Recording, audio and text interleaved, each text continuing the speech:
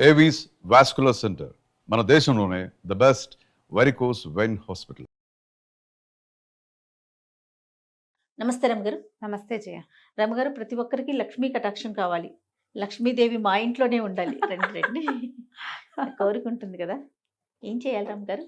కొన్ని పద్ధతులు మార్చుకోవాలి జయ. కొంతమంది పుట్టుకతోటే లక్ష్మీ కటాక్షంతో పుడతారు. బోళ్ళని డబ్బు ఉంటుంది, అమ్మా నాన్నలకి డబ్బు జాగ్రత్త ఉంటుంది, పొతపరి లక్షణాలు ఉంటాయి, సంపదని పెంచే అవకాశాలు లభిస్తాయి. మళ్ళీ అక్కడి నుంచి అత్తారింట్లోకి వెళ్ళినప్పుడు వీళ్ళే చదువులై వ్యాపారాల్లోనో ఉద్యోగాల్లోనో ప్రవేశించినప్పుడు డబ్బు వచ్చే లక్షణమే ఉంటుంది, ఆటోమేటిక్గా ఉంటుంది. మిడిల్ క్లాస్ కుటుంబాల్లో ఇది ఏదో చిన్న సంపాదనలు, చిన్న జీవితాలు, పిల్లలు ఏదో చదువుకొని పైకి వస్తారు. ఒక్కొక్కడికి బాగా వస్తుంది. ఒకేలాగా చదువుకుని ఒకే కాలేజీలో ఉండి ఒకే చోట ఉద్యోగాలు వచ్చిన వాడు కూడా ఒక్కొక్కడికి లక్షల కోట్లలోకి వెళ్ళిపోతాడు. ఒకడు లకారాల్లోనే ఉంటాడు, ఒకడు అది కూడా లేకుండా ఉండేవాడు కూడా కనిపిస్తాడు. ఇవన్నీ మనం అంతే రాసుకొచ్చినవి. మొదటిది అది మనమే మార్చలేం, మన పుటక మన పెంపుదల మార్చుకోలేం కదా. అదృష్టాలు, కలిసి రావటాలు, కలిసి వచ్చే కాలం, నడిచి వచ్చే కొడుకొస్తాడు, ఇవన్నీ ఓకే. మన లివింగ్ స్టైల్లో కూడా డబ్బు పద్ధతుల్లో, డబ్బుని హ్యాండిల్ చేసే విధానాలు, మన ఇల్లు వాకిళ్ళు, మన ప్రవర్తన, మన నియమావళి, ఎథిక్స్, ఏదైనా చేసేటప్పుడు సరైన విధానంతో చేయటం, కొంత దైవారాధన, ఇవన్నీ సరిగ్గా ఉంచుకుంటే ఆటోమేటిక్గా లక్ష్మీ కటాక్షం లభిస్తుంది. కటాక్షం అంటే కొంతమందికి అవసరాల కంటే కొంత డబ్బు ఎక్స్ట్రా ఉండాలని కోరుకునే కటాక్షం కొంతమందికి. అవును, కోట్లు కురిసిపోయి మనవాళ్ళ దాకా డబ్బు ఉండాలనుకునే వాళ్ళు కొంతమంది కదా. ఆ మనవాళ్ళ దాకా ఉండాలంటే కొల్లగొట్టాల్సిందే కానీ కటాక్షాల వల్ల అవదది. బాగా చెప్పారు. ఎవరినెత్తనైనా చేయబెడితేనే మనవాళ్ళ దాకా కుదురుతుంది.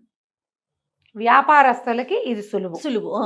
వ్యాపారాలు చేసే దాంట్లో 3-4 తరాల దాకా డబ్బు నిలుస్తుంది. ఉద్యోగస్తులు సాధారణంగా ఏదో చిన్న పొన్న వ్యాపారాల వాళ్ళు, ప్రధానమైనది ఉద్యోగస్తులకి ఇది కొంచెం కష్టం కదా.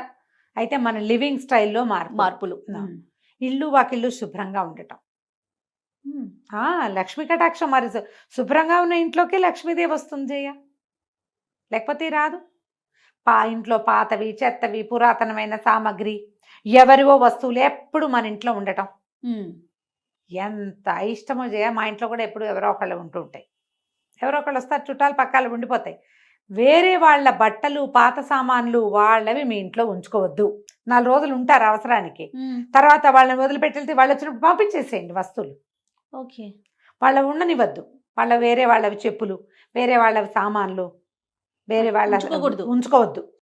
వేరే వాళ్ళు అంటే ఇందులో సొంత అక్కయ్యలు, సొంత తమ్ముళ్ళు కూడా ఉంటారు జయ. అన్నదమ్ములు అనుకో, ఒకళ్ళ వస్తువులు ఒకళ్ళ ఇంట్లో ఉండొచ్చు. అక్కయ్యల వస్తువులు ఉంచుకోవద్దు. వాళ్ళ ఇంటి పేరు వేరు, మన ఇంటి పేరు వేరు కదా, వేరే కదా, ఉంచుకోవద్దు. 4 రోజులు ఉంచుకుంటే వాళ్ళకి ఇచ్చేయండి, జ్ఞాపకం పెట్టుకుని. ఎనర్జీ ఫ్లోస్లో డిఫరెన్స్ వస్తుంది. వేరే వాళ్ళ వస్తువులు మన ఇంట్లో ఉండటం వేరు, బయటికి పంపించేయటం వేరు. మీ ఇంట్లోనే పాత బట్టలు, పాత వస్తువులు, చెత్తా చెదరం సామాను, ఎప్పుడో 5-6 ఏళ్ల క్రితం తీసుకొచ్చిన నూనె టిన్నులు అవి ఉంచొద్దు. వాకిళ్ళకి ఎండిపోయినవి తోరణాలు, ఈ ఊలువి, పువ్వులవి, పేపర్లవి కొనుక్కొస్తుంటారు. అవి దుమ్ముగా అయితే పాత పడితే బయట పారేసి కొత్తవి కొనుక్కోండి, బెటర్. నేనైతే చెప్తాను, అసలు అలాంటివి తగిలిచ్చద్దు వాకిళ్ళకి. ఏదైనా పండగ అప్పుడు పెట్టుకుంటామా, పండగ అవ్వగానే దులిపేసి లోపల పెట్టేసుకోండి. అలంకారాలు చేస్తారు కదా, అన్ని వేళ్లాడేసి చేస్తారు. వేళ్లాడేసిన వాడు అన్నీ తీసేసి శుభ్రంగా లోపల పెట్టేసుకోండి. పేపర్లు అంటిస్తారు, అన్నీ తీసేసేయండి. ఇంట్లో పాత నూనె కాగితాలు, కవర్లు, అవి ఇవి చెత్త చెదారం ఉండనివ్వద్దు. ఇల్లు క్లీన్గా ఉంచండి. ఖర్చులు పెట్టేటప్పుడు అవసరమా కాదా అని 2-3 సార్లు బేరీజ్ వేసుకుని ఖర్చు పెట్టండి. ఈరోజు ఖర్చును రేపటికి వాయిదా వేసుకోండి. ఇది పెద్ద మన స్లోగన్ అనమాట. అది ఖర్చుని వాయిదా వేయటం. అది అన్నీ కాదు, కూరలు, నార్లు, పులుసు, పప్పు వాయిదా వేయలేం కదా.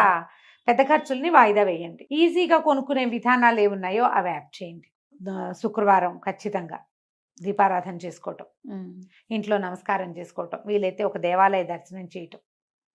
ప్రతిరోజు దీపారాధన చేస్తే చాలా మంచిది. వాకిలి గుమ్మం శుభ్రంగా ఉంచడం, వాకిలి గుమ్మంలో చక్కగా ముగ్గు గుమ్మానికి కొంచెం పసుపు కుంకుమ, ఈ గుమ్మంలో పాలు పోయటం, వాకిట్లో పసుపు కుంకుమ వేయటం చేయబోకండమ్మా. ఉమ్. నేను చాలా నమ్ముతాను జయ. నేను కొన్ని వాకిళ్ళలో చూస్తే శుక్రవారం ముగ్గేసి పసుపు కుంకుమ వేస్తాను. వేస్తారు, నేను చూస్తాను. ఇప్పుడు ఆ పసుపు కుంకాలు ఏనాడు ఎప్పుడు వేస్తారో తెలుసా? అసలు పసుపు కుంకుమ వెయ్యకూడదమ్మా. మీరు వేయాల్సింది ఏమిటి?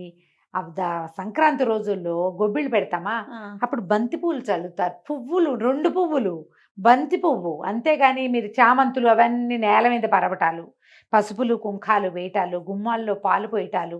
పాలు పోస్తే గుమ్మానికి అటు ఇటు కాసిన పాలు పోయటం.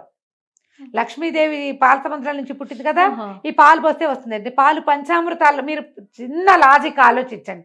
ఎక్కడో చదివి ఉంటారు, ఏ గురువు గారో చెప్పుంటారు, అది పోసాకే మనకేదో వచ్చిందని మీరు నమ్ముతారేమో. కానీ ఒక్కసారి కొంచెం చిన్న లాజిక్ ఆలోచించండి.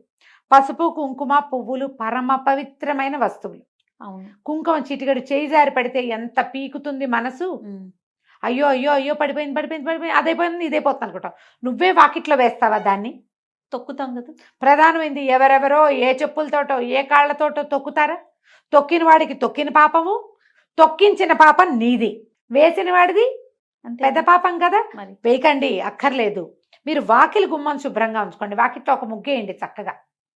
ఏ చాక్పీస్తోటో వేసుకుందాం. ఇది వరకు బియ్యపిండితో వేసేవాళ్ళు. ఇప్పుడు మనమంది గచ్చులు అరుగులు, ఏవో మొజాయిక్ స్టోన్స్ గిన్స్ ఉంటాయి కదా, అన్ని రకరకాల స్టోన్. ఏదో వేసుకోండి ముగ్గు. వాకిలి చక్కగా అందంగా. పచ్చటి మొక్కలు 2 వాకిట్లో ఉంచుకోండి. ఇంట్లో తులసి మొక్కని వెళ్ళిపోనివ్వకండి, నిద్రపోనివ్వకూడదు తులసమ్మని. ఒకవేళ తులసి నిద్రపోతోంది, పోయేలాగుందంటే ఇంకోటి తెచ్చి పెట్టుకోండి. ఇప్పుడు కూడా తులసిని ఉంచుకోండి. ఆకుపచ్చదనం వాకిట్లో, దొడ్లో కాస్త బాల్కనీస్లో కనపడేలాగా ఉంచుకోండి. ఎప్పుడు తలుపుల మీద బట్టలు వేసి ఉంచద్దు. తలుపుల వెనకాల చున్నీలు చేరతాయి. వారానికో 10 రోజులకో తీసి మళ్ళీ జాడిచ్చి లోపల పెట్టుకోండి.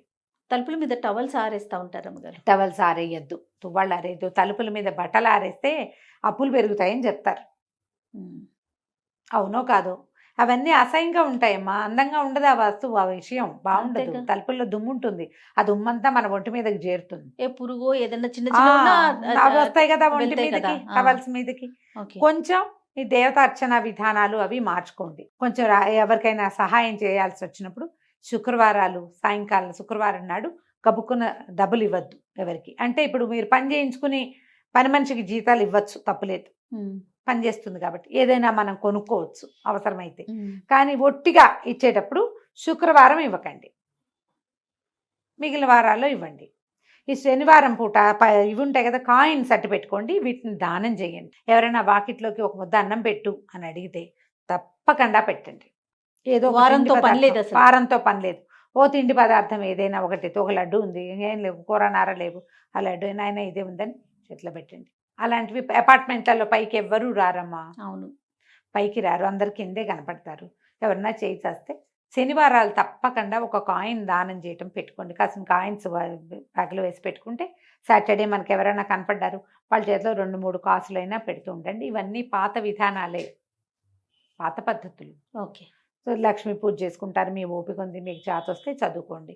లక్ష్మీ కటాక్షం కలగటానికి పెద్దవాళ్ళు మొదటి నుంచి చెప్పింది కనకధారాస్తవం, అది చదువుకోమంటారు. ఓకే. ధన ప్రవాహం కనిపిస్తుంది అని. మీకు వచ్చేది ఎక్కడైనా ఉండి అవకాశం ఉండి చేతికి రానప్పుడు ఈ కనకధారాస్తవం చదువుకుంటే శుక్రవారాలు మంచిది. రోజు చదువుకోగలరా? మహత్తరంగా ఉంటుంది.